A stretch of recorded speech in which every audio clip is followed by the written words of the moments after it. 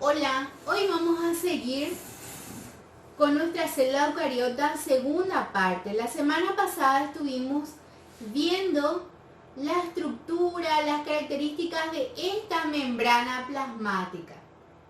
Hoy vamos a mirar el interior de la célula eucariota. Como pueden notar, la célula eucariota tiene muchos componentes. Tiene organelos celulares, tiene un líquido en el cual están inmersos todos estos organelos celulares. Y si es que vamos a empezar a estudiar uno a uno es muy difícil. Para eso vamos a armar un plan de cómo poder estudiar a la célula eucariota.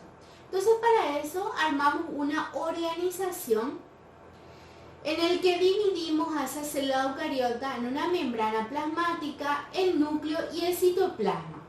Como dije la semana pasada, estuvimos viendo a esta estructura de la célula que era la membrana plasmática y vimos sus componentes que eran los lípidos, las proteínas y los carbohidratos.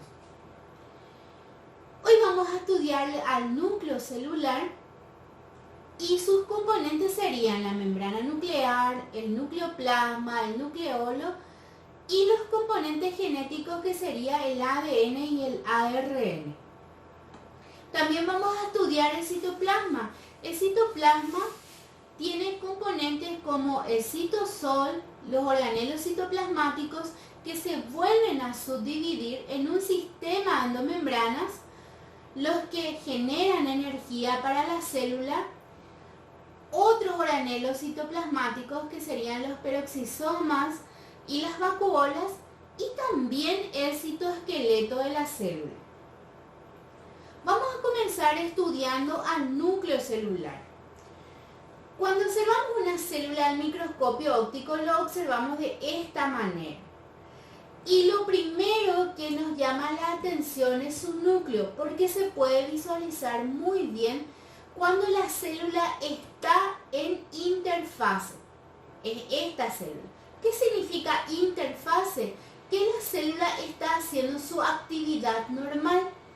Pero tenemos que saber que la célula no siempre está en interfase.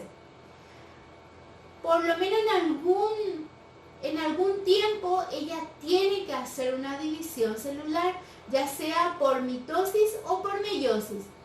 Y cuando está en esa división celular, se le observa a los componentes del núcleo de esta manera, que serían los cromosomas. Bueno, vamos a ver la organización de ese núcleo interfásico.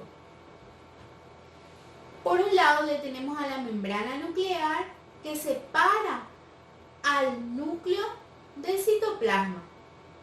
Después le tenemos al nucleoplasma, que es un líquido en el cual están embebidos todos esos componentes nucleares.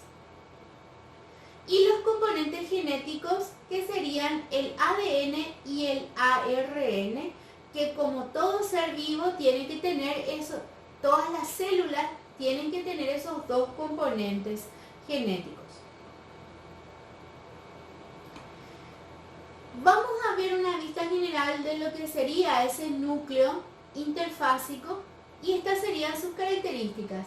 Dice que es una estructura rodeada por una doble membrana con poros. Contiene cromatina o cromosomas y nucleolo. El núcleo generalmente tiene una forma redondeada, esférica, pero a veces también lo observamos en forma más ovalada, más alargadita. Eso depende del tipo de célula que sea, ¿verdad? Por eso le digo en forma general se lo ve redondeado. En cuanto a las funciones, quiero que tengan esto en cuenta, que el núcleo es como el cerebro de la célula, ¿verdad? Es la parte más importante de la célula eucariota. ¿Por qué? Porque en el núcleo se guarda el tesoro más preciado de la célula. ¿Cuál es el tesoro más preciado de la célula? Es su ADN. ¿Por qué el ADN? Porque en el ADN se encuentra toda la información genética de esa célula.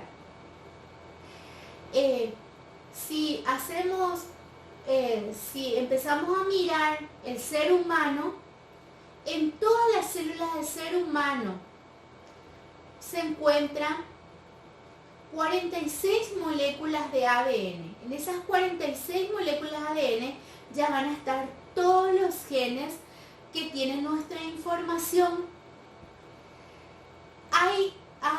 Están las células sexuales, el óvulo y el espermatozoide, que solamente tienen 23 moléculas de ADN. Tienen la mitad porque ellos tienen otro fin.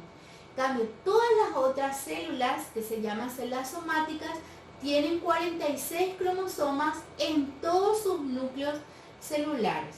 Entonces, ya sea una célula que sea una célula adiposa, una célula epitelial, un miocito, una célula muscular, todas tienen que tener en su núcleo 46 cromosomas. Este ADN, como es el tesoro de la célula, no puede salir del núcleo. Entonces se preguntarán, si no puede salir del núcleo, ¿cómo el resto de la célula va a poder sacar la información del núcleo? Para eso el ADN se sirve de otra molécula, que es el ARN, que puede copiar la información que tiene ese ADN. Y el ARN sí puede salir del núcleo y llevar la información al citoplasma. ¿Y cómo opera este ARN? Es cuando la célula manda una señal al núcleo y le está diciendo: necesito la información para poder fabricar tal cosa, ¿verdad? En este caso sería una proteína X. Entonces, un ARN busca entre los 46 cromosomas que están en su núcleo cuál es el que tiene la información que la célula está requiriendo, ¿verdad? Como ustedes se van a preguntar, ¿será que hay 46 informaciones nomás? No, hay que tener en cuenta que entre esos 46 cromosomas están distribuidos los genes. Entonces, vamos a suponer que yo tenga el cromosoma 1. Ese cromosoma 1 tiene múltiples genes.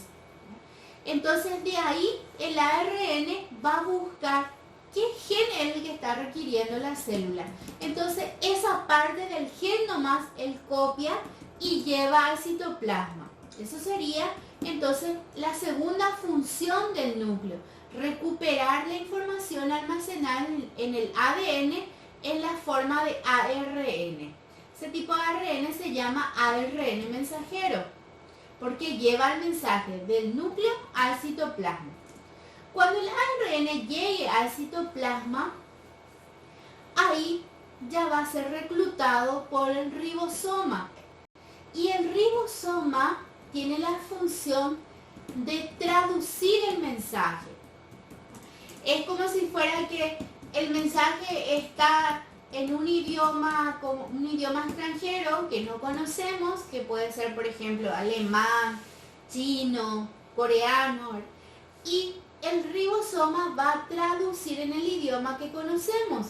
Entonces él traduce la información para que se pueda procesar y hacer una proteína. Por eso es la tercera función: ejecutar, dirigir y regular las actividades citoplasmáticas a través del producto de la expresión de los genes, que serían las proteínas.